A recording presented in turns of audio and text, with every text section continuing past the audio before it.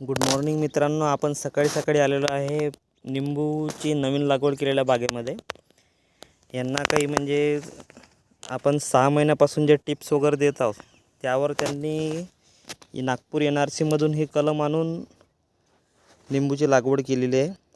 त्याला जेमतेम पाण्यासाठी दाण व्यवस्था केली आणि आळे केलेले आहेत की जेणेकरून त्यामध्ये पाणी साचून राहील आणि झाडाला थंडावा मिळत राहील। ही टोटल 2.5 एकराची बाग आहे। यामध्ये 6 महिन्याच्या आधी जेव्हा कलम आणले तेव्हा 1 फुटाची कलम होती। आज या कलमची हाईट म्हणजे 2.5 फुटापर्यंत आहे 6 महिन्यात। आणि झाडाची पण एक प्रकृती बघा की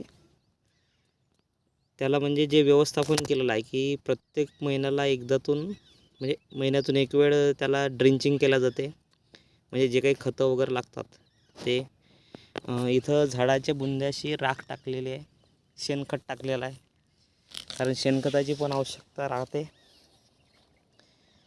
पाणीसुद्धा प्रत्येक आठवड्यातून 2 वेळा पाणी दिलं जाते की झाड मिनिमम 4 वर्षाचं होतपर्यंत त्याला पाण्याची व्यवस्थापन खूप महत्त्वाचे ठरते, कारण वेळ चुकवता येत नाही।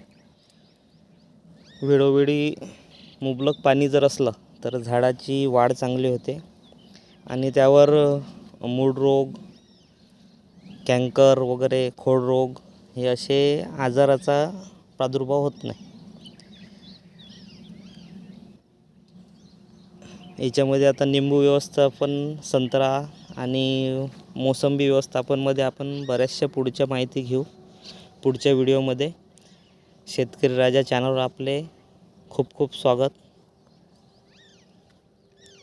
आपल्या फळबागेच्या व्यवस्थापनासाठी आपण माझ्या चॅनलला लाईक करा, शेअर करा आणि सबस्क्राईब करा।